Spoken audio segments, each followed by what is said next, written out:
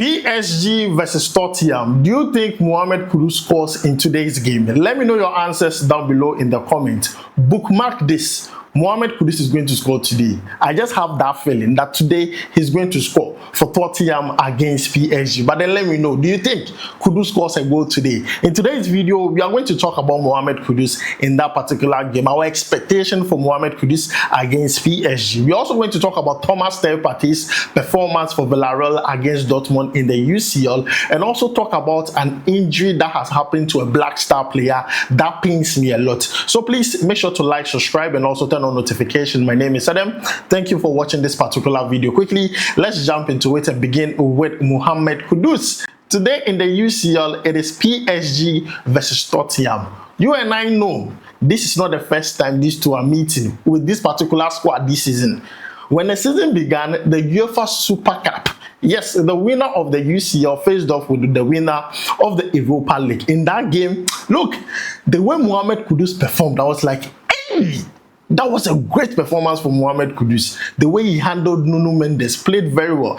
It was the fault from the coach. He substituted Mohammed Kudus early from that game, and guess what? They bottled their lead and they lost that whole game and they did not win the trophy. But this time around, it is the day of reckoning. Let's go in for revenge. As simple as that. I think Kudus goes into this game to prove a point. Kudus goes into this game to score goals and provide assists. Tottenham need to go into this game and perfect the formation they used against Arsenal. That 3-back system, they need to go perfect it. As simple as that, because they used it against PSG. It makes sense why they use it against big clubs, but this time around it needs to be perfected. Otherwise, that Arsenal 4-1 could be worse today, because PSG are no joke. They are no joke. But the advantage for Tottenham in this game is that there is no Hakimi. So big advantage for Tottenham Hotspur. Big advantage. Tottenham have most of their players available. Kudus is there, David Simons is there, Kolomwani, Richarlison.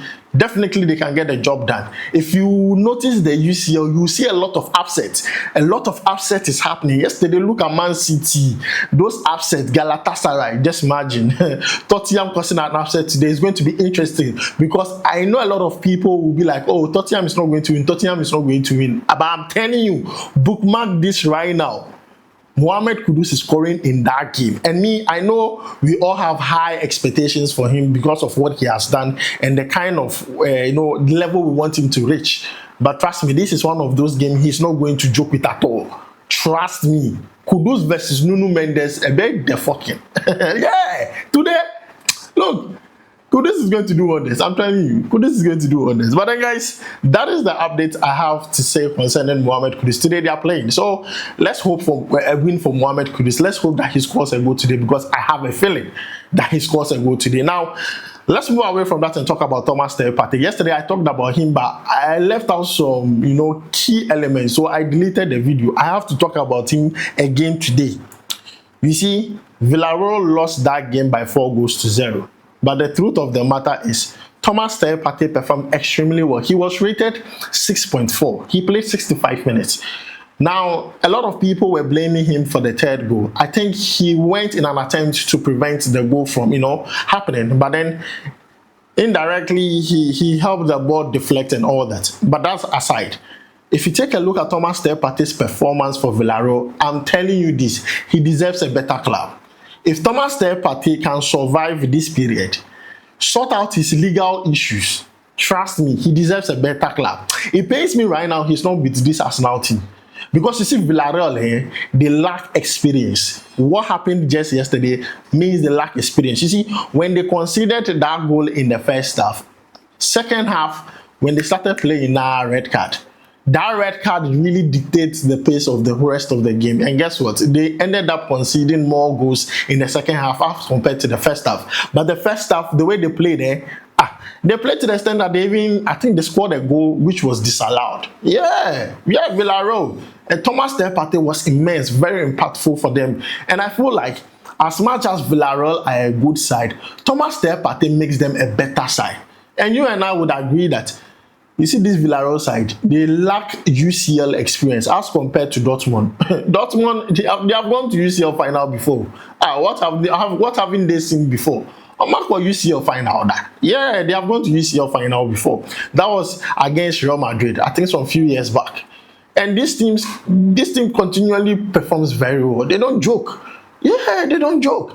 So this is a club that definitely, if you're going to meet at home, you need your big guys. And I felt like on the night, Thomas Partey alone couldn't do all the work. You understand? He's just a midfielder. He can't go offensively and go and score goals for you. And defensively, there's little he can do, because don't forget, he's also aging now. He's playing with a lot of experience, but then nevertheless he performed very well in that game.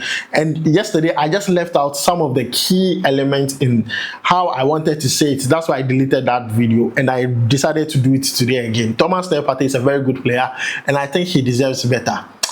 You see, if we could go back in time and change how things went, I feel Thomas Partey should have stayed at Arsenal. Because looking at Arsenal, they are definitely going to win a trophy this season, a big one.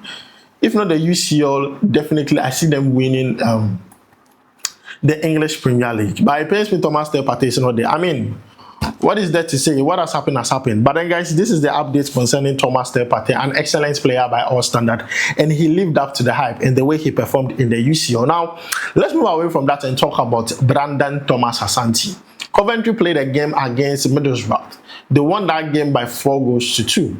But in that game, in the first half, in the 41st minute, Brandon Thomas-Asante was substituted. Now, you might be wondering why he was substituted that early in the game. Now, I'm going to tell you this. He got injured in the game. Yeah, he got injured, and because of that, he was substituted. Now, after the game, this is what Lampard had to say about the player, and I read. He says that, this is what Lampard had to say, and I read. He says that it is a hamstring. He said he did not feel like it was a big rip, but it tightened up on him, so it was a good thing to come off. Obviously, it is a concern for us, so we will have to see how he is. This is what Lampard had to say concerning Brandon Thomas-Asante's injury that he picked up yesterday playing for Coventry against Middlesbrough. He did not play even till the end of the first half. He felt it that no, he has either tore something in his hamstring or something. And you know, it's good that the coach is giving us an update concerning it, because he says that it's a hamstring. He said he did not feel like it's a big rip. That means it's not a big one, but then it's tightened up on him, and it's a good thing he came off so that it does not become severe. That is something that I feel like the team actually did. This is a key player for us. This is a player who is doing so well in the championship with Coventry, and this is the player I really want to see flourish with the national team. We don't want any issues concerning injuries. The World Cup is around the corner. So a few months from now, you don't want situations where it will be impossible for you to make the squad. So Brandon Thomas-Asante, please, we are praying for you. Get well soon so that you can come and play for the Black Stars. As simple as that. But then guys, this is the injury update that has to do with the Black Star player I'm not happy about. Because this player I want to see at the World Cup. I want to see him impact games for the Black Stars. He's a very good player. It's just that in the Black Stars, we have not seen, you know, he's not getting the supplies. I wish he could get the supplies and perform very well. But then guys, I pray he becomes fit in time. This will take some few weeks, maybe 2 to 4. He'll be back soon, start playing for Coventry. But then guys, this is the update that has to do with Brandon Thomas-Asante. Now lastly, let's talk about Dennis Odoi. You know, you all remember Dennis Odoi, right?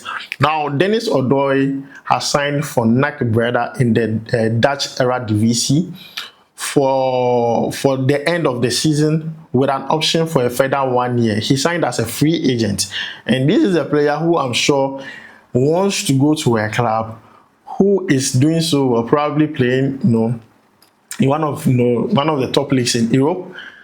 Play there, perform very well. If he can impress Odoi once again, so he goes to the World Cup. He's 36, 37. I stand to be corrected. Yeah, Dennis Odoi is 36, 37. I think I wrote it somewhere. He's 37 years. Yeah, Dennis Odoi is 37. He's no joke. He's not young, but he's still playing, and he's playing at the highest level. Now, he plays for a club called NAC Breda. That's the club he has signed for. Now, NAC Breda has another Ghanaian player there, Kamal Sowa. Yeah, Kamau Sowa, who was part of Ghana's squad for the World Cup, 2022 World Cup. After that time, he was playing for Club Brugge.